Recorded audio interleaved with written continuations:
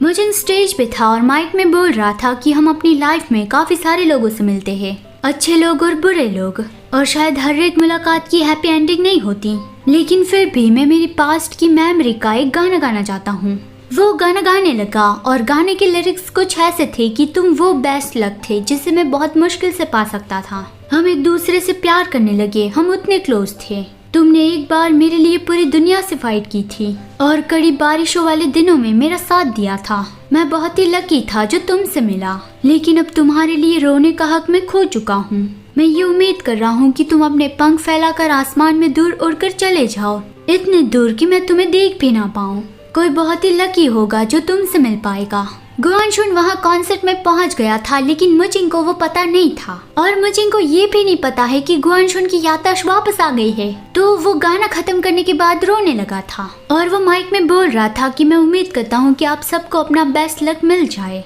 At least मैंने जैसे miss कर दिया ऐसा आपके साथ ना हो। वो ये बोल ही रहा था कि तभी अचानक से सारी लाइट्स ऑफ हो गई, अंधेरा हो गया। गुआनशुन माइक में बोलने लगा था कि मुजिंग तुम वो बेस्ट लक हो जिसे मेरी लाइफ में आना ही था। वहाँ आसमान में फायरवर्क होने लगा और लिखा आया कि मुजिंग आई लव यू। म्यूजिक के साथ सारी फ्लैश लाइट गुआनशुन के ऊपर गई।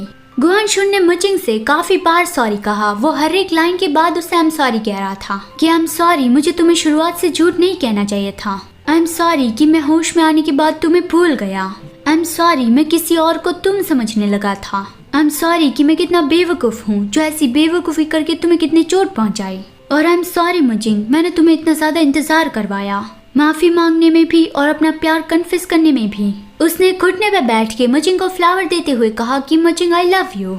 मैं पूरी दुनिया को ये दिखाना चाहता हूँ कि मैं वही कमीना हूँ जिसने तुम्हें सैड फील करवाया, और मैं सबको ये भी बताना चाहता हूँ कि मैं तुमसे प्यार करता हूँ। मैं धीरे धीरे करके अपनी सारी गलतियों की भरपाई करना चाहता हूँ।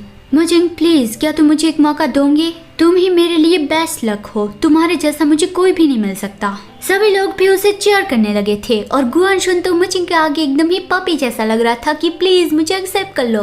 इन सब की वजह से मुजिंग का फेस रेड होने लगा था, लेकिन उसने दूसरी ओर देख के कहा कि मेरा कॉन्सर्ट बर्बाद करने की परमिशन तुम्हें किसने दी? गुआनशुन ने उससे फिर से सॉरी कहा। तो फिर मुजिंग ने अपना गला साफ करके कहा कि तुम फ्यूचर में कैसा बिहेव करते हो ये उस पर निर्भर करता है, अभी मैं तुम्हें माफ नहीं कर रहा हूँ। लेकिन ये सुन के भी गुआनशुन बहुत खुश हो गया कि मैं जानता ही था मेरा ब्यूटी बहुत कमाल का है। तुम मेरे साथ कुछ भी कर सकते हो और मुझे कोई भी काम दे सकते हो। मैं 24 घंटे तुम्हारे साथ रहूंगा, तो मुझसे दूर जाने की सोचना भी मत। ये सब कुछ सुन के मुजिंग स्माइल करता है कि ये बेवकूफ भी ना।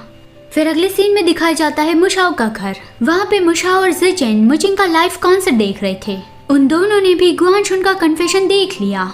ज़िचेन बहुत ही खुश हो गया कि फाइनली वो दोनों फिर से साथ हो गए और अब जाके ज़िचेन को बुरा फील होना थोड़ा कम हुआ। मुशाओ ने भी उसके सर पे पैट किया कि वेल डन।